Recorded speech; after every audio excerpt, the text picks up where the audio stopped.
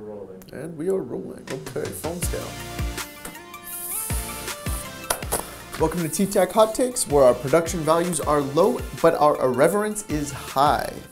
This week we kick things off with Ford, who is mad at us. We spilled the details on Ford's plan to move the Explorer to a new rear-wheel drive platform.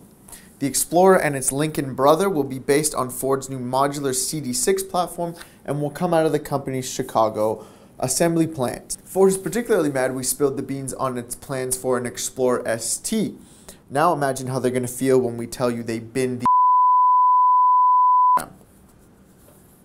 Sticking with Ford, the new Focus will arrive from China, like just about everything else in America.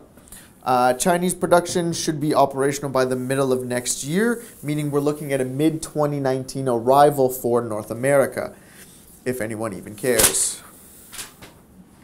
Yep. F1 has decided to ban grid girls. Do you need me to do the headlines, really?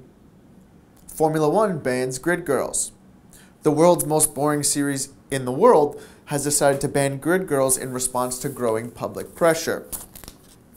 F1 bosses said, "We feel this custom does not resonate with our brand values and clearly is at odds with modern-day societal norms.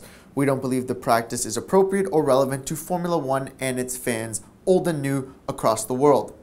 However, no one thought to speak to any of the women who are actually losing their jobs and quite enjoyed the work they were doing as brand ambassadors. I don't know if I like that last take. There's a Lotus SUV. So, Lotus is building an SUV, and the company's official position is no one makes a lightweight, good-handling sport utility vehicle. That's actually a really fair point. You know, if Porsche, Alfa, and Lamborghini can do it, then Lotus can too. Just don't expect it to be anything more than like a jacked up Evora. Hey.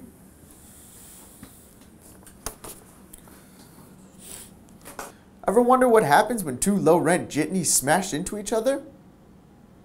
Absolutely nothing, because both Lyft and their insurance parties are not interested in touching this situation with a 10-foot pole. Waymo is buying Waymo Pacificas from FCA. The official number is expected to be in the thousands and should help the company add scale to its self-driving ops. Incentive spending is already up in 2018. After a strong close-up to 2017, automakers have ramped up their incentive spending. According to Reuters, incentive spending averaged $3,733 per vehicle in January, which is roughly 10% of the typical MSRP. And really, that is far too high to be healthy for this industry. The more money you've got to pile on the hood to get a consumer in there to buy a car, the more kind of profit you're taking out of the car. So you're basically pulling forward profit margin in order to sell a car.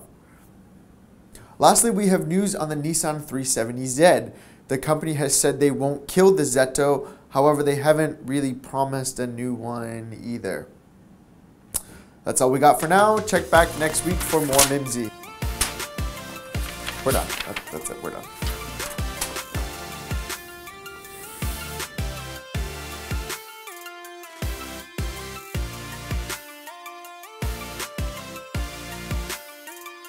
This is our first day on the job for our camera operator, and we are rethinking the decision.